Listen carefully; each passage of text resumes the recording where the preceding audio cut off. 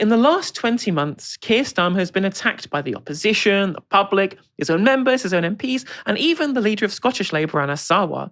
This latest development in the Mandelson saga, however, seems to have lost the last of the bastions of Starmer's loyal foot soldiers, the compliant centrist media darlings who treated him as an antidote to Tory chaos and ignored all of the left's evidence of his corruption and dishonesty.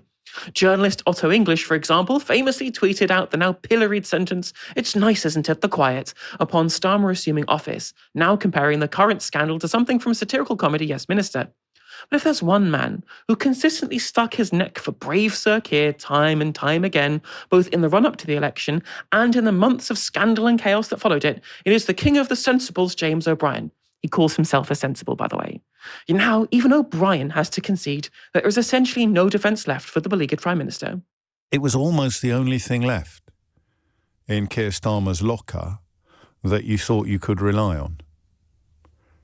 His commitment to and observance of process. The idea when we engaged in muted celebration that 14 years of nation-shredding government appeared to be in retreat, the idea that this would signal a period not of perfection, but of at least an end to the kind of corruption, the perception of corruption, the dishonesty, the perceptions of dishonesty, the ludicrous finagling and reverse ferreting and excusing and explaining, just the simple idea, perhaps in retrospect naive, that we would go back to a system where things were mostly transparent and largely dealt with honestly. I feel profoundly let down on this particular issue because it's really hard to see any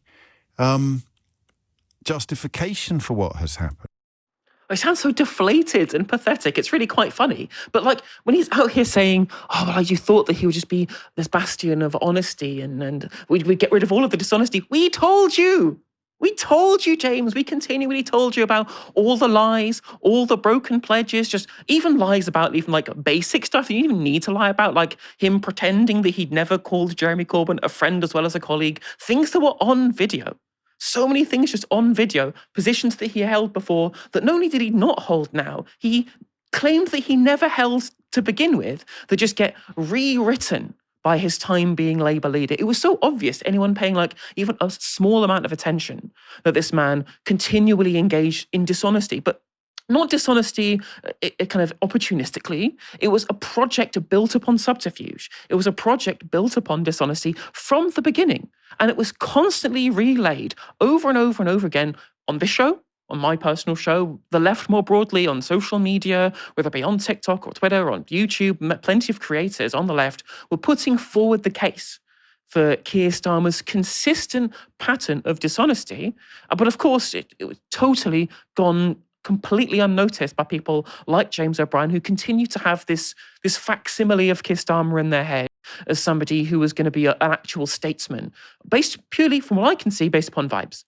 Now, what I will say, though, is this next clip, it's a kind of a rare moment of introspection from James.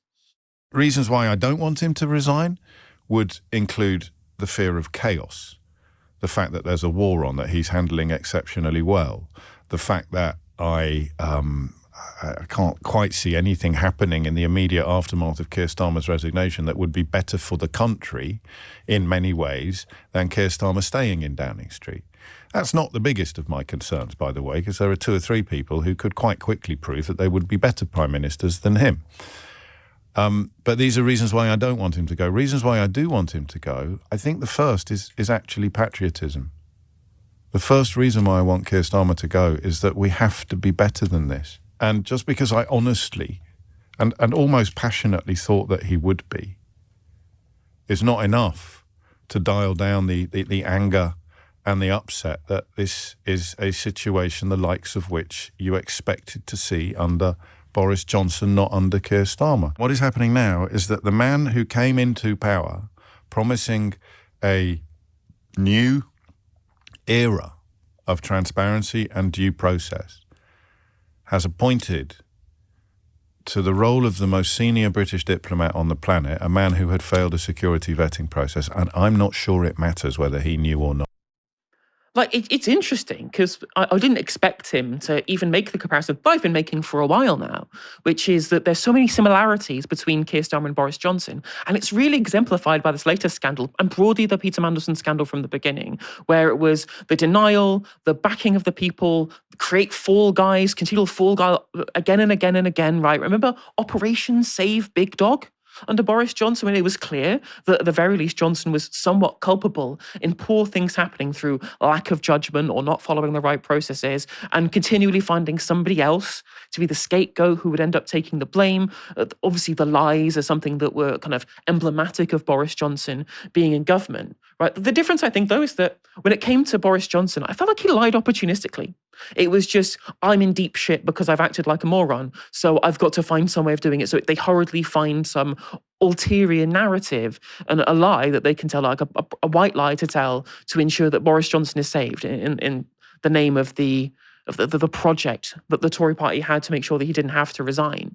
But when it came to Keir Starmer, the problem was so much more insidious, right? Like, as I mentioned before, his penchant for deception and subterfuge has been well documented. And James himself actively resisted this information and even admitted to doing so when being asked to consider the risks of giving Starmer the level of power that he has, given his large majority in the Commons. This is what James said before the election. So I am supposed to be worried about a massive majority for the Labour Party. And because I am a sensible, I have allowed this to seep into my thinking. Sometimes a form of political osmosis takes place, even for those of us that pride ourselves on or like to pride ourselves on being evidence-based or being, fact-driven rather than feeling-driven. Sometimes I think the chatter gets so loud or the consensus becomes so clear that you almost get infected by it. So I have found myself, when I was touring the book, I was asked a few times about this, and I found myself nodding, stroking my beard, is the phrase I want. Not literally, actually I probably did it literally. Stroking my beard and trying to say something sensible. They're very important to say. I'd like to say something sensible. And if you're searching for something sensible to say, you say, well, I do worry about the lack of accountability that would be contingent upon a massive Labour majority. And I said it for 2 or 3 months of the book tour. And then I got asked it again, and I paused. And I found myself thinking, well, hang on a minute. You haven't actually thought this through. You're just repeating what you think is sensible because it sounds so sensible. Why should I be worried about a Labour Party having a majority even bigger than Boris Johnson's? I don't think, for all his faults, nobody thinks that Keir Starmer is a proven morally corrupt serial liar. He might flip-flop a bit, and you could accuse him of breaking promises made in pursuit of the Labour leadership that he is not intending to keep once he's secured it. But that's politics. Johnson's level of lying. Imagine how big a liar you have to be to get kicked out by a Brexit party, by a Tory Brexit party. How big a liar do you have to be to get chucked out by a party whose entire electoral mandate is built on lies? Answer, very big liar. It's the most quintessential James O'Brien clip, this, Stephen, because he even says himself, oh, well, he lied to the Labour membership, but they don't matter.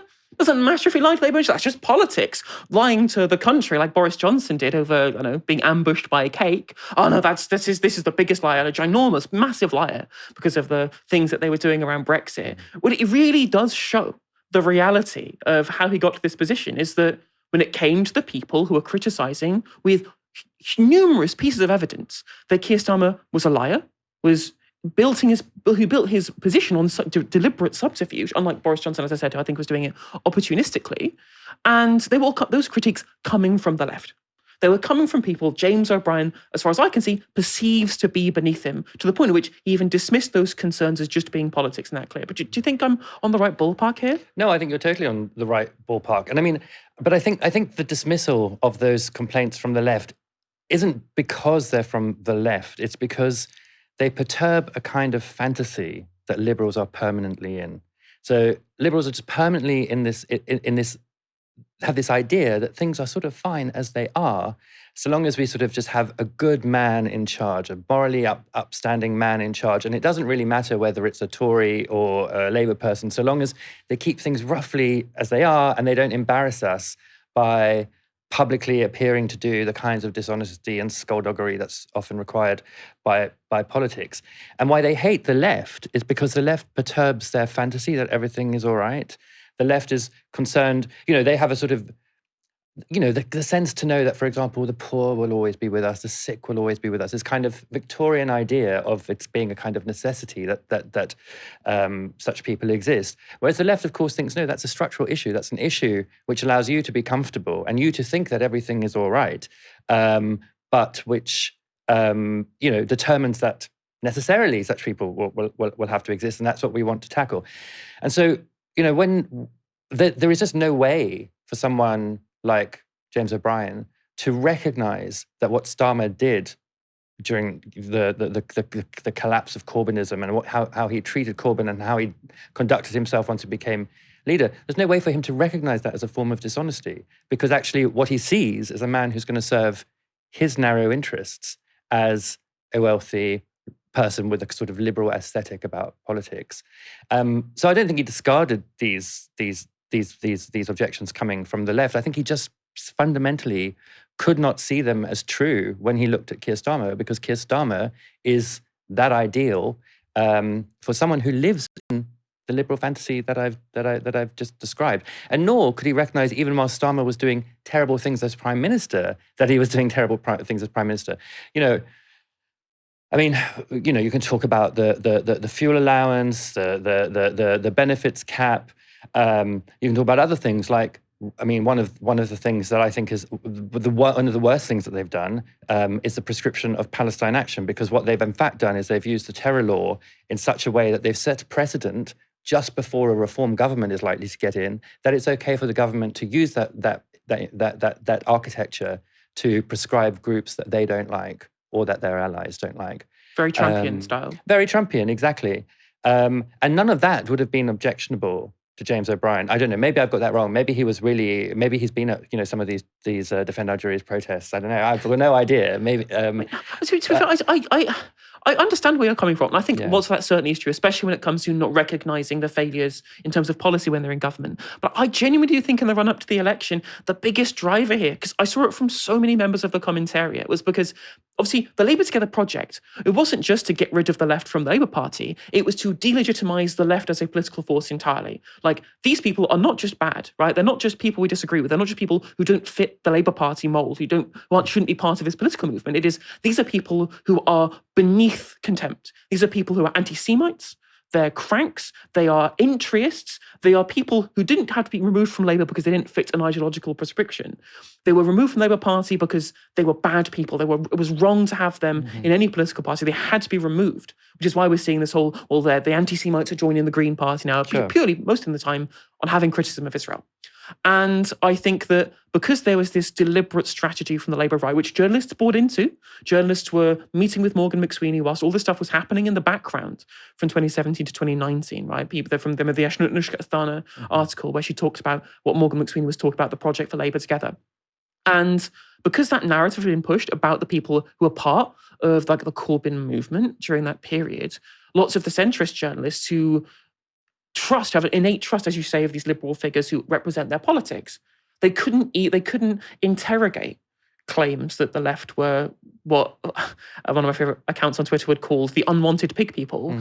They would just go, oh, clearly these people are not people they need to pay attention to. But that's just the flip side of what I said about Starmer, is that so they couldn't see Starmer's dishonesty, they couldn't see his